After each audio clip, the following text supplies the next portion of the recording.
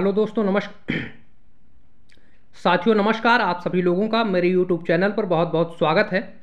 दोस्तों, आज के इस वीडियो से मैं एक नई सीरीज़ शुरू करने जा रहा हूं और इस पूरे सीरीज में मैं 5 वीडियो बनाऊंगा, जिसमें मैं एमपीपीएससी प्री 2020, 2021, 2022, 2023 और 2024 के जो पेपर हुए हैं एमपीपीएससी प्री के, उनमें से एमपीजीके के जो 30-30 प्रश्न आ रहे हैं, 32-32 प्रश्न आ रहे हैं, उन सभी को मैं इन 5 वीडियो में आपके सामने प्रस्तुत करूंगा। क्योंकि पीवाईक्यू यानी कि प्रीवियस ईयर क्वेश्चन जो हैं आपके लिए एक दिशा निर्धारक के रूप में काम करते हैं।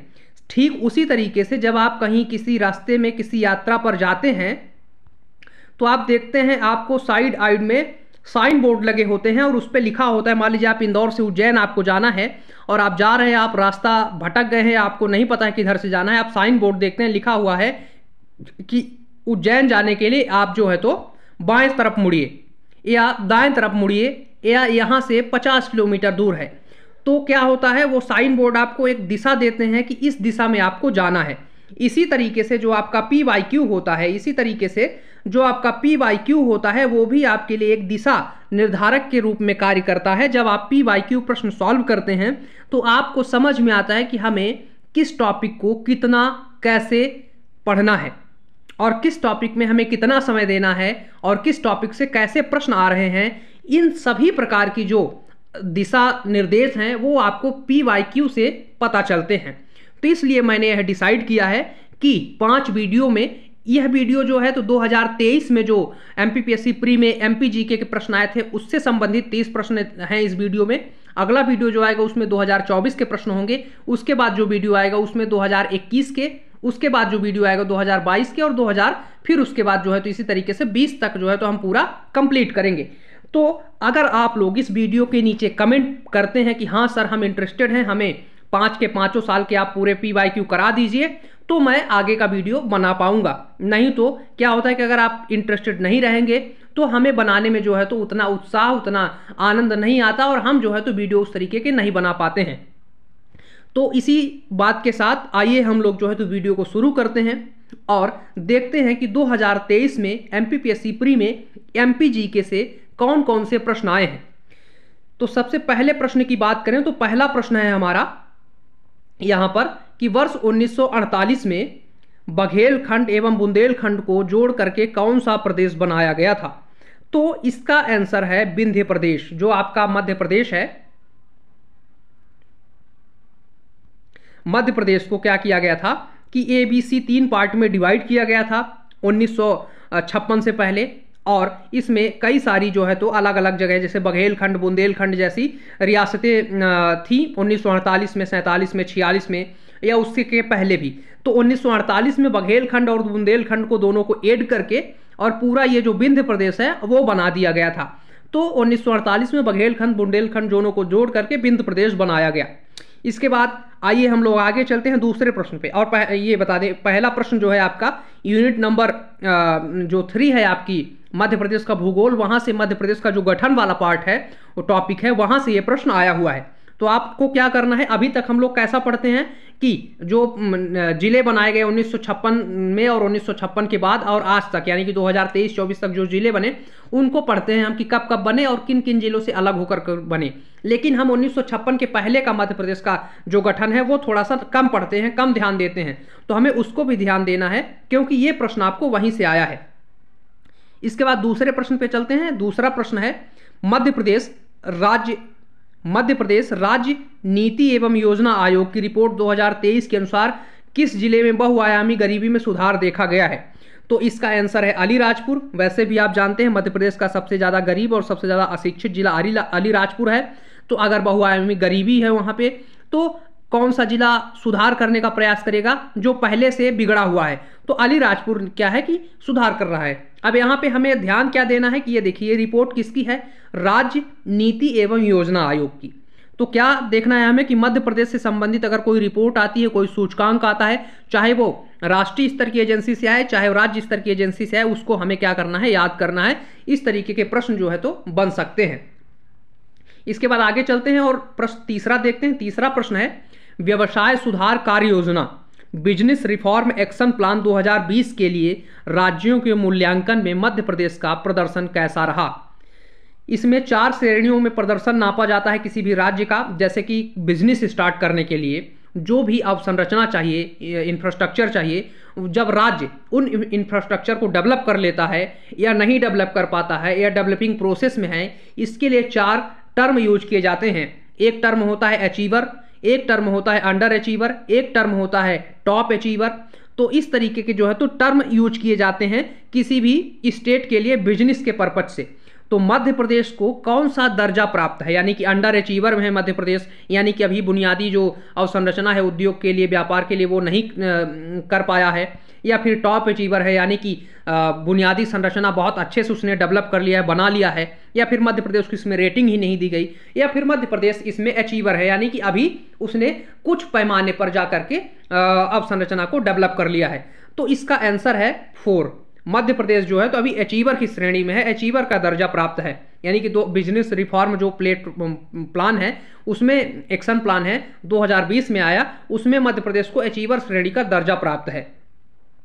इसके बाद अगले प्रश्न पे चले। प्रश्न नंबर 4 है हमारा, मध्य प्रदेश के निम्नलिखित जिलों को 2011 की जनगणना के अनुसार उसकी दशकीय, यहाँ पे आप लोग 10 लिखा हुआ है तो इसको 10 की जनसंख्या पढ़ेंगे, 10 की जनसंख्या वृद्धि दर के क्रम में न्यूनतम से उच्चतम तक व्यवस्थित करें। 10 की जनसंख्या कब तक की? 2001 से 11, यानी कि 2001 से 11 तक में 10 साल होते हैं।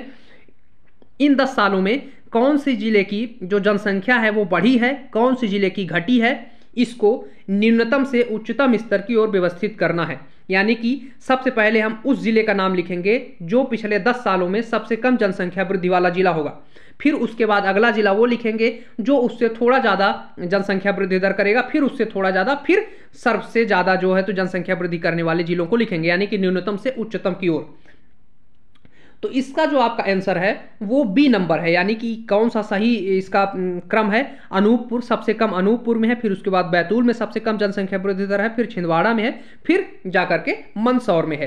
तो यहाँ से आपने क्या चीज़ सीखा प्रश्न नंबर 4 से, कि जब भी आप जनगणना पढ़ेंगे टॉपिक, आप ये जानते हैं जनगणना से हर बार 1 से 2 प्रश्न आ रहे हैं, तो जनगणना टॉपिक को तो हमें पढ़ना ही है। लेकिन हम लोग क्या करते हैं, जैसे कि सबसे कम क्या कहते हैं आपका जनसंख्या वृद्धि दर अनूपपुर, याद कर लिया, काम खत्म। नहीं, आपको ऐसे नहीं, आपको कम से कम उसके 4 जिलों को क्या करना है, याद करना पड़ेगा।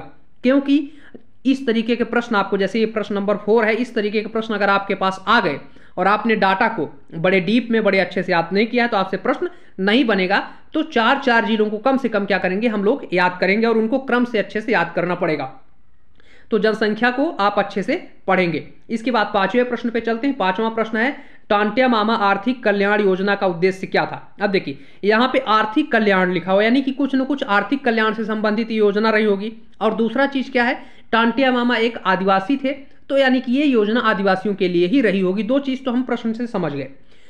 अब अगर हमें इसका उत्तर देखना हो कि इसका उत्तर क्या हो सकता है, तो पहला इसमें जो इसका विकल्प है, आदिवासी महिलाओं को निःशुल्क शिक्षा प्रदान करना, इसमें कहीं आर्थिक हित दिखाई दे रहा है? नहीं। दूसरा इसका ऑब्जेक्टिव क्या है, दूसरा विकल्प, अनुसूचित जाति के बीपीएल श्रेणी के लाभार्थियों को नए उद्योगों या व्यवसायों के लिए कम लागत वाले उपकरण एवं कार्यशील पूंजी की आपूर्ति करना है। अब देखिए यहाँ पे क्या देख रहे हैं, उद्योग, उद्योग कैसी क्रिया है, आर्थिक क्रिया है। तो यानी कि इसका आंसर क्या होगा आपका बी, अनुसूचित जाति के बीपीएल श्रेणी के लाभार्थियों को नए उद्योगों या व्यवसायों के लिए कम लागत में उपकरण एवं कार्यशील पूंजी की आपूर्ति करवाने के लिए यह योजना शुरू की गई थी। अब देखिए पिछले 2-3 सालों से एमपीपीएससी में जनजातीय क्षेत्र को लेकर के या जनजातीय से संबंधित जीके को लेकर के बहुत ज़्यादा जो है तो प्रश्न आ रहे हैं। इसके पीछे 2018 का महत्वपूर्ण रीजन है। 2018 में जब मध्य प्रदेश में चुनाव हुए थे विधानसभा के, और बीजेपी हार गई थी चुनाव और कांग्रेस चुनाव जीत गई थी। ऐसे में बीजेपी ने जब सर्वेक्षण कराया कि हमें सीटें कम कहाँ मिली हैं, तो उसको समझ में आया कि उसकी जो सीटें हैं कुछ आदिवासी क्षेत्रों में कम हुई हैं। उसके बाद से बीजेपी ने, यानी कि भारतीय जनता पार्टी ने, आदिवासी क्षेत्रों में काम करना शुरू किया, उनके लिए योजनाएं निकालना शुरू किया, उनको आगे बढ़ाने का काम शुरू किया। तो जब सरकार किसी क्षेत्र में काम करती है तो वो करंट अफेयर्स के प्रश्न बनते हैं, और ये टांटिया मामा जो रोजगार योजना है ये भी कैसी है, करंट का प्रश्न है। तो वहां से प्रश्न आ रहे हैं। तो हमें क्या देखना है कि सरकार अभी जनजातियों के लिए कार्य कर रही है, तो वहां से प्रश्न ज्यादा से ज्यादा बन सकते हैं। तो हमें जनजातीय परिदृश्य को अच्छे से पढ़ना है। इसके बाद छठे प्रश्न पे चलते हैं। छठवां प्रश्न है हमारा, मध्य प्रदेश के किस शहर में ट्रांसफार्मर एवं संबंधित उत्पादों के लिए समर्पित क्लस्टर है? ये प्रश्न मैंने गलत कर दिया था, मुझे लगा था भोपाल होगा, भोपाल मैंने लगा दिया था क्योंकि यहाँ पर BHEL करके जो कंपनी है भारत हैवी इलेक्ट्रिकल लिमिटेड, लेकिन ऐसा नहीं है। यहाँ पे एक चीज़ लिखा होता है क्लस्टर। क्लस्टर किसके लिए कहाँ बना है? ग्वालियर में। तो उसका आंसर होगा बी, ग्वालियर, क्योंकि क्लस्टर जो है तो ग्वालियर में बनाया गया है। इसके बाद प्रश्न नंबर 7 की ओर चलते हैं। हमारा प्रश्न नंबर 7 है, उच्च न्यायालय के न्यायाधीश की अधिकतम आयु सीमा कितनी होती है? ये प्रश्न आपके पॉलिटी यानी कि यूनिट नंबर 5 से आया है, जहां पे भारत और मध्य प्रदेश की पॉलिटी दिया हुआ है। वहां पे उच्चतम न्यायालय या उच्च न्यायालय, सॉरी, वहां पे न्यायालय जो है तो आपका वहां पे लिखा हुआ है, तो वहां से ये प्रश्न है। बड़ा सिंपल ही प्रश्न है। तो मध्य प्रदेश में जो है तो उच्च न्यायालय के न्यायाधीशों की अधिकतम आयु 62 वर्ष होती है, जबकि राष्ट्रीय स्तर पर 65 वर्ष होती है। तो ये आपके पॉलिटी वाले सेक्शन से प्रश्न आया है। आप अभी देखेंगे इसमें 7-8 प्रश्न आपको जो है तो ज्योग्राफी से मिलेंगे, 2 से 3 प्रश्न जो है तो आपको पॉलिटी से मिलेंगे।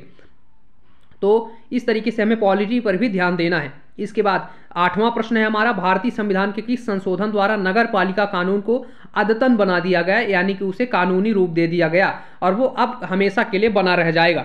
तो हम जानते हैं कि 2 संशोधन किए गए थे, एक था 73वां, एक था 74वां। 73वां जो था वो पंचायत से संबंधित था, 74वां जो था वो नगर पालिका से। तो क्या होगा आंसर हमारा? संविधान संशोधन 74वां। 74वें संविधान संशोधन द्वारा क्या किया गया था? नगर पालिका को कानूनी रूप दिया गया था। इसके बाद प्रश्न नंबर 9वां चलते हैं। ये भी देखिए आपको कहाँ से प्रश्न है, ये भी पॉलिटिकल जो आपका मध्य प्रदेश है पॉलिटी वाला पार्ट है, वहां से प्रश्न है पंचायतों से। तो आपको पंचायत भी हर बार पढ़ना है। एक प्रश्न आप पंचायत से हर बार देखते हैं कि आता है। इसके बाद 9वां प्रश्न अगर हम देखें, 9वां प्रश्न है, निम्नलिखित में से कौन मध्य प्रदेश विधानसभा के प्रथम अध्यक्ष रहे? ये प्रश्न कहां से आपके, ये प्रश्न है आपका पॉलिटी से, क्योंकि विधानसभा से संबंधित प्रश्न पूछा गया है। इसके आंसर होगा पंडित कुंजीलाल दुबे, डी नंबर का। बहुत ही सिंपल प्रश्न है ये, तो सबसे बन गया होगा। इन्हें विधि पुरुष के नाम से भी जाना जाता है। तो मध्य प्रदेश के पहले विधानसभा अध्यक्ष कौन थे? कुंजीलाल दुबे। ये 3 बार विधानसभा अध्यक्ष रहे। ठीक। इसके बाद 10वां प्रश्न, अभी वर्तमान में कौन विधानसभा अध्यक्ष है? आप लोग कमेंट करके बताइए, वर्तमान में मध्य प्रदेश के कौन विधानसभा अध्यक्ष है? इसके बाद 10वां प्रश्न है हमारा, वर्ष 2021-22 में भारत में तांबा उत्पादन मध्य प्रदेश किस स्थान पर था? 2021-22 में मध्य प्रदेश किस स्थान पर था? तो ये जो है तो आपका तृतीय स्थान पर था। आपको द्वितीय स्थान भी देखने को मिलेगा, पर ये जो है तो तृतीय स्थान पर था। इसके बाद 11वां प्रश्न अगर हम देखें तो 11वां प्रश्न कौन सा है हमारा, निम्नलिखित में से मध्य प्रदेश की कौन सी नदी 3 राज्यों से होकर प्रवाहित होती है? ये आपके ज्योग्राफी का प्रश्न है, मध्य प्रदेश के भूगोल वाला टॉपिक से प्रश्न है। और ये जो है आपका खनिज वाला जो ये है, ये भी आपके भूगोल से प्रश्न है, खनिज वाले पार्ट से। खनिज से हर बार, ये भी आपके भूगोल से प्रश्न है, खनिज वाले पार्ट से। खनिज से हर बार 1 से 2 प्रश्न आता है। आपको खनिज बड़ा अच्छे से तैयार करके जाना है। और इसमें फैक्चुअल डाटा यानी कि जो आपका स्टैटिक डाटा है, उसके साथ साथ करंट अफेयर्स को भी आपको क्या करना है, याद करना है, क्योंकि ये प्रश्न जो है आप 10वां प्रश्न आपका, ये आपके करंट अफेयर्स से ही प्रश्न आया है। इसके बाद 11वां प्रश्न हमने देखा कि कौन सी नदी 3 राज्यों से होकर गुजरती है? तो यहाँ पे माही नदी है, जो कि 3 राज्यों से होकर गुजरती है। ये जो है तो आपके MP से गुजरती है, गुजरात से गुजरती है, महाराष्ट्र से गुजरती है। तो ये 3 राज्यों से होकर के गुजरने वाली नदी है। ये आपके ज्योग्राफी से नदी वाले चैप्टर से प्रश्न आया है। इसके बाद 12वां प्रश्न देखें तो निम्नलिखित में से कौन सी विशेषता मध्य प्रदेश के काली मिट्टी के संदर्भ में सही नहीं है? तो देखिए एक को अगर हम पढ़ें तो आप क्वेश्चन का जो ऑब्जेक्टिव्स है, जो इसका विकल्प है, उसको एलिमिनेट करके भी आप इसको सही कर सकते हैं। पहला क्या है, काली मिट्टी को कपासी मिट्टी के रूप में जाना जाता है। तो कपास मिट्टी के रूप में जाना जाता है, सब जानते हैं, क्योंकि सर्वाधिक कपास का उत्पादन काली मिट्टी में होता है। दूसरा क्या है, इसमें नमी धारण करने की सर्वाधिक क्षमता होती है। ये भी हमने पढ़ा है, नमी धारण करने की सर्वाधिक क्षमता होती है। अब तीसरा क्या है, काली मिट्टी में रेत की मात्रा सर्वाधिक होती है। ये शायद हमें ना पता हो कि होती है कि नहीं, लेकिन चौथा इसका विकल्प देखें, इसकी संरचना गांठदार लेकिन कभी कभी भुरभुरी होती है। तो जब ये नमी युक्त होती है तो इसकी जो मिट्टी होती है वो गांठदार यानी ढेला बन जाता है, लेकिन जब ये सूख जाती है तो भुरभुरी यानी कि वो ढेला क्या होता है, ऑटोमेटिक फूट जाता है और पूरे उसमें जो काली मिट्टी का खेत होता है उसमें दरारें पड़ जाती हैं। इसलिए काली मिट्टी को सेल्फ कल्टीवेटेड मिट्टी भी कहा जाता है, यानी कि स्वतः जुताई वाली मिट्टी है ये। तो यहाँ पे एक ऑब्जेक्टिव जो है, एक विकल्प जो है ये वाला, आपको थोड़ा सा मिसमैच लग रहा होगा। तो इसका आंसर जो है यही होगा, काली मिट्टी में सर्वाधिक रेत की मात्रा नहीं होती है। ठीक, तो 12वां प्रश्न का आंसर है ये आपके जियोग्राफी के मिट्टी वाले पार्ट से, मिट्टी वाले टॉपिक से आया हुआ प्रश्न है। इसके बाद जो है 13वां प्रश्न, पूर्णा नदी किस की सहायक नदी है? तो तो ये भी आपके नदी वाले चैप्टर से प्रश्न है। यहाँ पे 2 प्रश्न हम नदी के चैप्टर से देख चुके हैं। ठीक, इसमें होगा आपका ताप्ती नदी। पूर्णा नदी जो है तो ताप्ती नदी की सहायक नदी है। इसके पहले देखिए हमने देखा था कौन सी नदी 3 राज्यों से प्रभावित होती है, और ये प्रश्न है कहाँ से, पूर्णा नदी किसकी सहायक। तो 2 प्रश्न जो है तो आपके किससे आ गए, रवि अरयानी नदी से आ गए। तो नदी आप अच्छे से पढ़िए। इसके बाद 14वां प्रश्न जो है हमारा, बीजागढ़ की पहाड़ी निम्नलिखित में से कौन सी श्रेणी में स्थित है। हमारे यहाँ 2 पर्वत श्रेणियां हैं, एक है आपका विंध्याचल और एक है आपका सतपुड़ा। सतपुड़ा में आपके महादेव मैकाल है, महादेव है, ग्वालीगढ़ है। तो इसी ग्वालीगढ़ के पास में जो है तो आपकी बीजागढ़ की पहाड़ी है, या इसका मतलब है सतपुड़ा श्रेणी में जो है तो आपकी बीजागढ़ की पहाड़ी स्थित है। ये प्रश्न है जियोग्राफी का पर्वत पठार वाले पार्ट से। तो आप पर्वत पठार को भी पढ़ेंगे, वहां से प्रश्न आप देख रहे हैं। अभी तक हमने 4 प्रश्न जो है तो 5 प्रश्न सिर्फ जियोग्राफी वाले पार्ट से पकड़ लिया है। तो 4 से 5 प्रश्न अभी आगे और भी देखने को प्रश्न मिलेंगे इससे। तो हमें जियोग्राफी, मध्य प्रदेश की जियोग्राफी पे आपको काफी ध्यान देने की जरूरत है। इसके बाद प्रश्न नंबर 15 पे चलते हैं। प्रश्न नंबर 15 है हमारा, मध्य प्रदेश की जलवायु के संदर्भ में निम्नलिखित में से कौन सा कथन सत्य नहीं है। मध्य प्रदेश की जलवायु उष्णकटिबंधीय है। मध्य प्रदेश यह राज्य मानसूनी जलवायु के अंतर्गत आता है। राज्य के दक्षिण भाग में शीतोष्ण कटिबंधीय जलवायु पाई जाती है। कर्क रेखा इसके मध्य से निकलती है, कर्क रेखा मध्य से निकलती है, सही बात है। उष्णकटिबंधीय जलवायु पाई जाती है, सही बात है। मानसूनी जलवायु, उष्णकटिबंधीय और मानसूनी एक ही चीज होती है, तो सही बात है। लेकिन हमारे मध्य प्रदेश में शीतोष्ण कटिबंधीय जलवायु नहीं पाई जाती है, क्योंकि हमारा जो एरिया है कर्क रेखा गुजरेगी, तो शीतोष्ण कटिबंधीय कैसे होगा। तो यानी कि ये सी नंबर का जो है आपका सत्य नहीं है, और यही आपका क्या होगा, आंसर होगा। तो इस तरीके से 15वें प्रश्न का जो उत्तर है वो सी है, क्योंकि राज्य का दक्षिणी भाग शीतोष्ण कटिबंधीय नहीं है। इसके बाद 16वां प्रश्न हमारा क्या है, मध्य प्रदेश में किस प्रकार के वन पाए जाते हैं। अब आप यहाँ पे एक एक करके अगर पढ़ेंगे तो आप देखेंगे कि यहाँ पे आप एक ही ऐसा ऑब्जेक्टिव है जो आपको समझ में आएगा कि ये मध्य प्रदेश से संबंधित नहीं है। मध्य प्रदेश में कभी आपने अल्पाइन वन सुने हैं? नहीं, ये तो ऊंचे जो पहाड़ होते हैं, पर्वत होते हैं, वहां पर ये वन पाए जाते हैं। तो इस तरीके से अल्पाइन वन मध्य प्रदेश में नहीं पाया जाएगा, ये पहाड़ी क्षेत्रों में पाया जाता है। बाकी कांटेदार भी हैं, भिंड मुरैना वाला जो एरिया है, उप आर्द्र वन भी हैं और उष्णकटिबंधीय आर्द्र पर्णपाती वन भी हैं, लेकिन अल्पाइन वन जो है तो आपके मध्य प्रदेश में नहीं पाए जाते हैं। तो आंसर हमारा क्या होगा, डी नंबर होगा, अल्पाइन वन। इसके बाद 16वां प्रश्न के बाद 17वां प्रश्न देखें, निम्नलिखित में से कौन सा थर्मल पावर स्टेशन अनूपपुर जिले में स्थित है। तो ये आपके ऊर्जा वाले टॉपिक से, ये भूगोल का ही टॉपिक माना जाता है, वहां से ये प्रश्न आया है। सतपुड़ा पावर स्टेशन इसका जो है तो पहला ऑब्जेक्टिव है, दूसरा अमरकंटक है, तीसरा बाणसागर, चौथा इनमें से कोई नहीं। देखिए बाणसागर शहडोल में है, और सतपुड़ा जो है तो आपके ये सतपुड़ा श्रेणी बैतूल में है। लेकिन अमरकंटक जो है तो आप ये भी जानते हैं कि अमरकंटक जो क्षेत्र है वो भी अनूपपुर में है। अमरकंटक से नर्मदा नदी निकलती है, यानी कि अनूपपुर से निकलती है। तो अनूपपुर में जब ये अमरकंटक स्थित है तो आंसर क्या हो जाएगा हमारा, अमरकंटक। 17वें का हमारा बी आंसर होगा, अमरकंटक पावर स्टेशन। इसके बाद 18वां प्रश्न है, बुनियादी सड़क सांख्यिकी 2018-19 के अनुसार मध्य प्रदेश के सड़क मार्गों के संबंध में निम्नलिखित में से कौन सा कथन सत्य नहीं है। आपको क्या देखना है नहीं पे बड़ा फोकस करना है, क्योंकि है नहीं से कई बार आपके प्रश्न गलत हो सकते हैं। तो इसके लिए जो है तो हम एक इसका जो आंसर होगा ये डी नंबर होगा, क्योंकि मध्य प्रदेश जो है राज्य मतलब देश में सड़क घनत्व में प्रथम स्थान पर नहीं है, ये 10वें 11वें स्थान पे है शायद मेरे हिसाब से। पहले स्थान पे या तो महाराष्ट्र है या तो केरल करके राज्य है, 2 में से कोई एक राज्य है। तो इसका आंसर होगा आपका डी। ये आपके परिवहन वाले चैप्टर से प्रश्न आया है। हालांकि 2024 में जब सिलेबस बदला तो परिवहन को कहीं पर भी मेंशन नहीं किया गया है, और 24 में परिवहन से प्रश्न आया भी नहीं। तो अगर आप चाहें तो परिवहन को ऐसे ऊपर ऊपर सामान्यता पढ़ सकते हैं, बहुत ज़्यादा उसमें डीप में जाने की आवश्यकता नहीं है। इसके बाद हमारा 19वां प्रश्न है। 19वां प्रश्न क्या है, वर्ष 2021-22 में मध्य प्रदेश में कपास उत्पादन में कौन सा जिला प्रथम स्थान पर रहा। हम जानते हैं कि मध्य प्रदेश में कपास का उत्पादन खरगोन और खंडवा 2 ही जिलों में होता है। तो जब खरगोन और खंडवा में होता है तो दमोह, मंडला, पन्ना, ये तो सभी तीनों जिले क्या हो गए, कट हो गए, एक बचा जिला खरगोन। तो हमारा आंसर क्या हो जाएगा, खरगोन होगा। इसके बाद 20वां प्रश्न हम देखें तो 20वां प्रश्न है, भीमा नायक का संबंध किस रियासत से था। तो हम जानते हैं भीमा नायक, टांटिया भील सब लोग बड़वानी वाले क्षेत्रों से अंग्रेजों से युद्ध किया, बड़वानी के आसपास के एरिया में। तो बड़वानी ही क्या हो जाएगा, इसका आंसर होगा बड़वानी से जो है तो इस रियासत से ये लोग संबंधित है। बाकी ये 3 रियासतों को आप तो मंडला को छोड़ दो, इन दोनों को तो आप जानते भी नहीं होंगे, तो आंसर जो है तो बड़वानी होगा।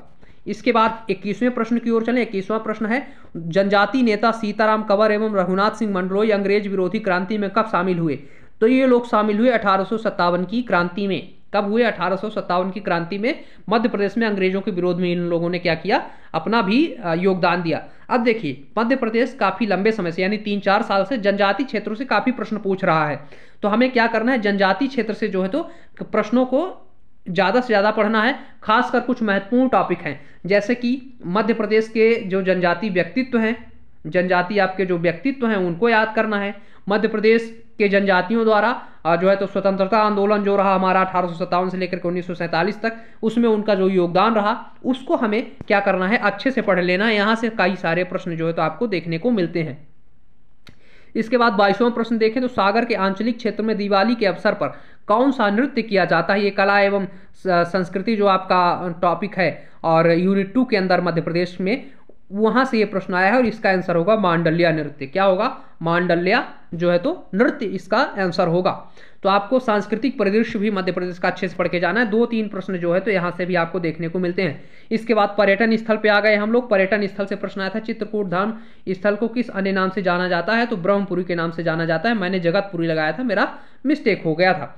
तो एक बात आप ध्यान रखें कि पर्यटन स्थल, चाहे वो धार्मिक पर्यटन स्थल हो, चाहे कोई मनोरंजक पर्यटन स्थल हो, चाहे किसी भी प्रकार का पर्यटन स्थल हो, यहाँ से हर बार प्रश्न आपको देखने को मिलते हैं। अगर पर्यटन स्थल से नहीं आता तो म्यूजियम से प्रश्न आता है, क्योंकि वहाँ पर भी लोग पर्यटन के लिए जाते हैं। तो इस तरीके से एक प्रश्न आपको पर्यटन या म्यूजियम वाले उससे टॉपिक से आता है, तो इसको आपको अच्छे से पढ़ना है। इसके बाद हम 24वें प्रश्न पे चले। 24वां प्रश्न है, मुकुल किसकी प्रसिद्ध साहित्यिक रचना है? या मुकुल किसकी प्रसिद्ध साहित्यकार की रचना है?